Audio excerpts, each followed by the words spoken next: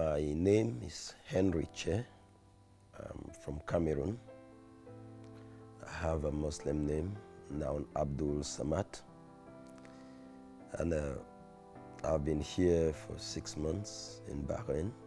And for the 6 months I've been here, I embraced Islam 2 months ago. Actually, I embraced Islam because of so many reasons, which I think would be very important to be expressed. Islam is something, it's a religion that I had loved long ago, since when I was still in the university. And what pushed me into it, I had some friends, neighbors. I think of Abdul Karim, I think of Ibrahim. They were all close friends. Their lifestyle was one that I admired a lot. Their prayerful style, their doings was just like inspiring.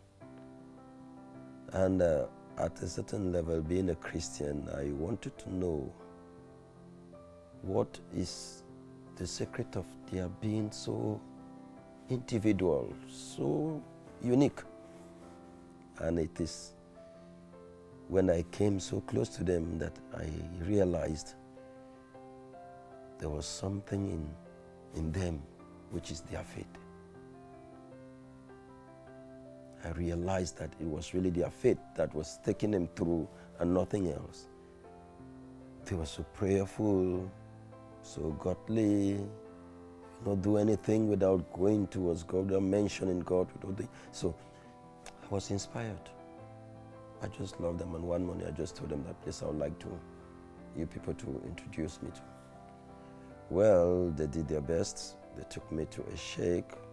Then it was in Yaoundé, the capital of Cameroon. I was a university student then.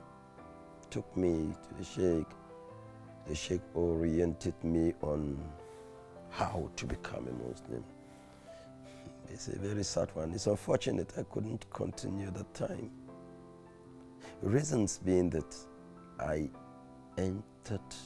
was about to go into it. I was about to embrace Islam that time when it was the period of Ramadan.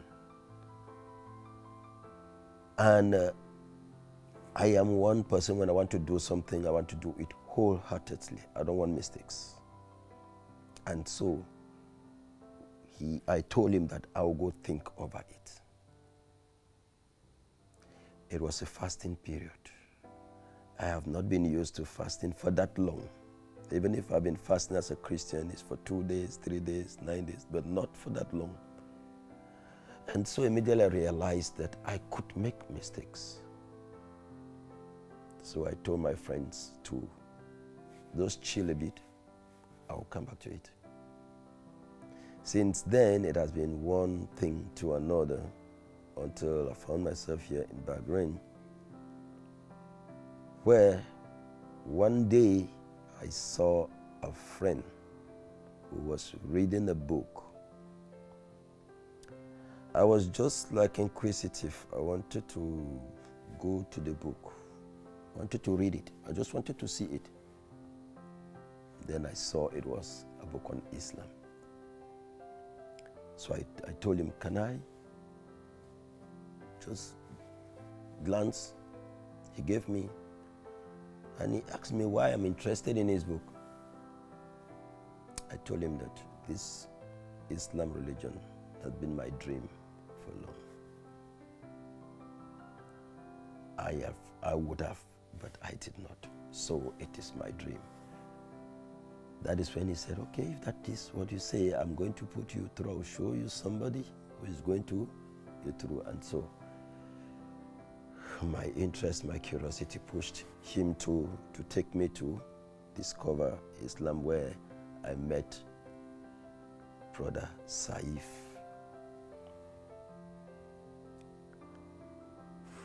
He gave me a clue into it again, just like the Sheikh did years behind.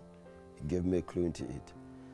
And I told him that you don't need to bother yourself because it is my wish, it is my dream. It is like something I had loved.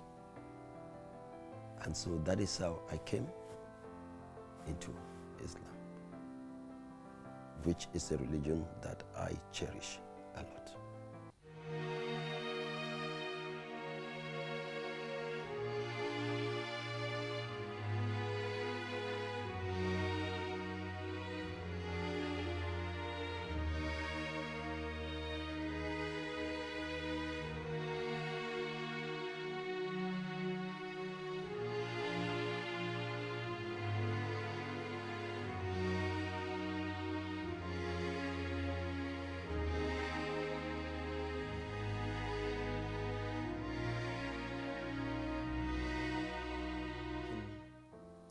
As a Muslim now, there are so many changes. Which one do you want me to tell you? There are just so many. Because, okay, now, even if you say at times you don't want to, you are pushed to call God almost at every moment. A God-fearing person will want to join and embrace the Islam or Muslim religion or Islam because it is purely on God. It is like there is nothing you do, no second you pass without calling on Him, without calling on Allah, without making Him know that this one thing you want to do, He should guide you. It is for Him, and so on. So it inspires me that I talk of God almost every moment, and it builds me, religious-wise, which is the wish of every living person. So I think it has given me a further urge into knowing God. And apart from that, I can say the life I used to live is not the life I am living for these past 2 months as Mercy. Because when I read through the Quran and read through other books, I see guidance. I see what to do and what not to do. I begin to realize more and more that there is what we call life after death. There is a judgment day. And so once you are conscious of the fact that there is a judgment day, you, no matter whom you are, you're going to trace your steps. You're going to redress your steps. You're going to make sure that you escape from some of those things that can easily land you to doom. And so I want to say that so many changes have occurred. Some physical, some mentally. So many things are happening. So many things are happening. I just feel some internal joy. Yeah. Some internal satisfaction, some internal fulfillment. Yeah. That is what I feel.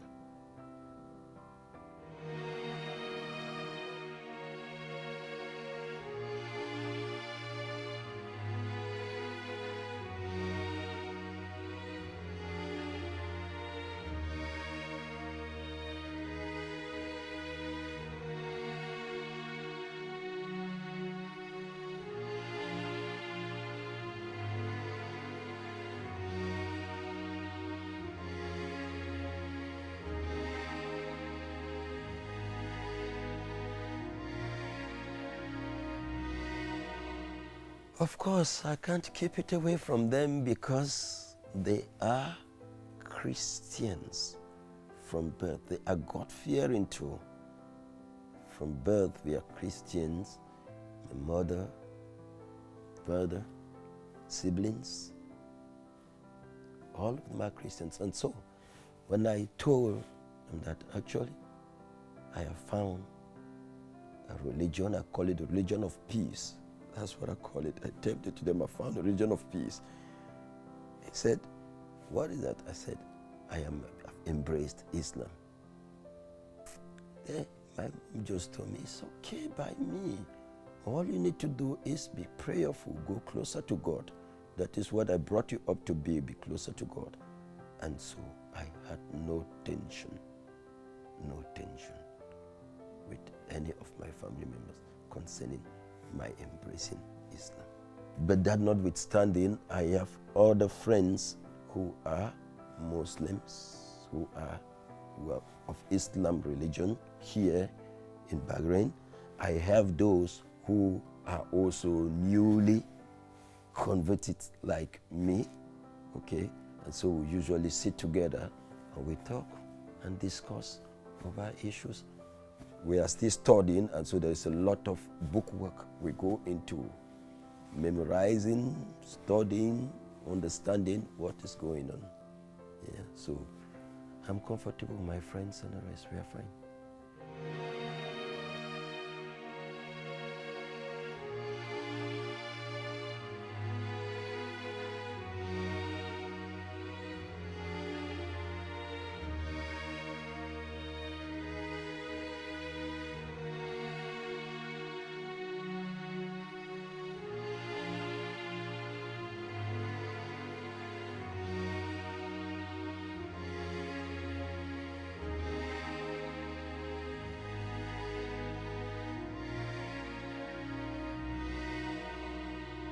I will tell those who are watching me presently that if there is something that they lack in their lives, is not to have embraced Islam.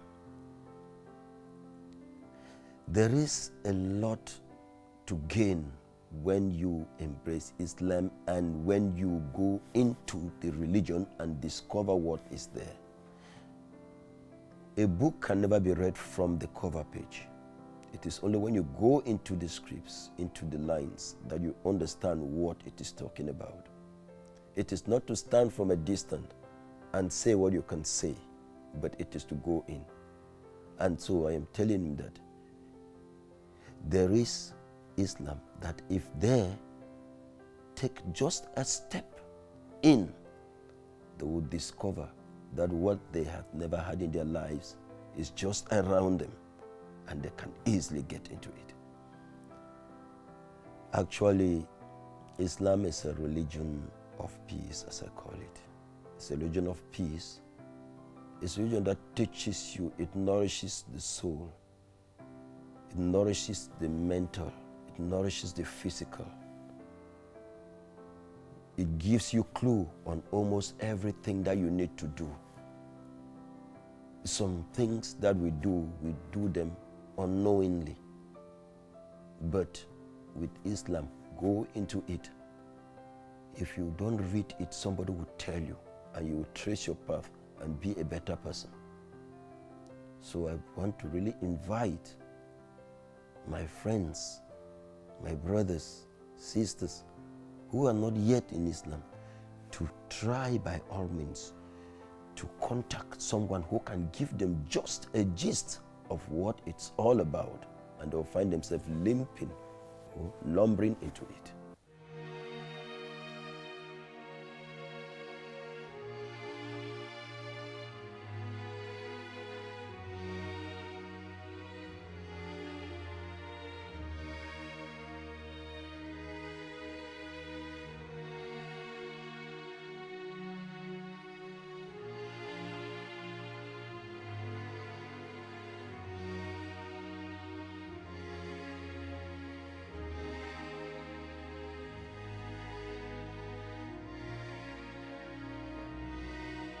Here I want to actually encourage the newly converts like me.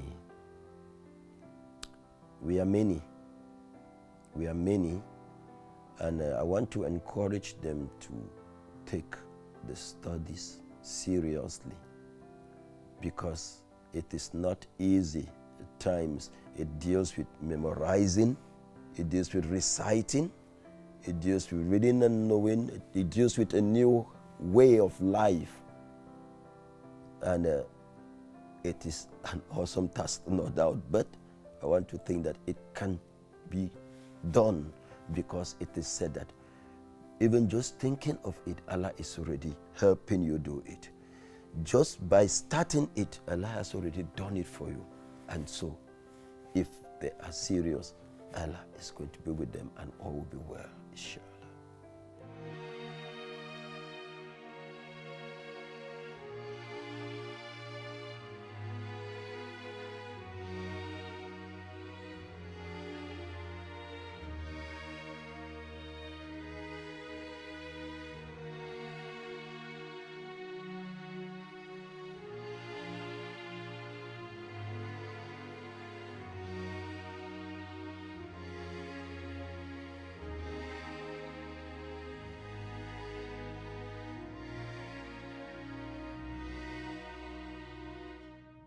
Assalamu alaikum. Who would from us want a red Ferrari? I'm sure many of you would like to have a red Ferrari. I've asked the crew here if they can provide me with a red Ferrari. They couldn't, but we would all love to even ride a Ferrari or have one. Why am I referring to this car? This is one of the wealth that is valued in our society.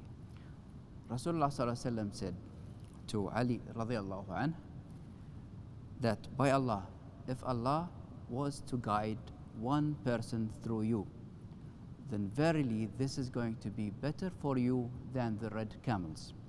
At the time of the Prophet sallallahu alaihi wasallam, 1,400 years back, the red camels were the best of wealth. So if somebody is wealthy, he would wish for something that is kind of luxury, if you may say, he would want red camels. So that's why we're giving this example of a red Ferrari. And also, the rewards are very, very big for the da'wah. Imagine if you were to guide one person, a man, and he goes back to his family and his wife gets convinced about Islam and they accept Islam. Now this small family might have a child or two children. So these children will be raised as Muslims. Imagine the amount of salah they will do. Imagine the amount of zakah and the amount of how many years they're going to be doing the siyam. All this is rewarded to them and copied to you. So you might be sleeping in your bed and somebody from the other side of the world that you might have met in your country and you went back, he is worshipping and you are getting credits while you are in bed. Wouldn't you want to be part of this? Wouldn't you want a copy of these rewards? So we are going to learn how we can do that, inshallah.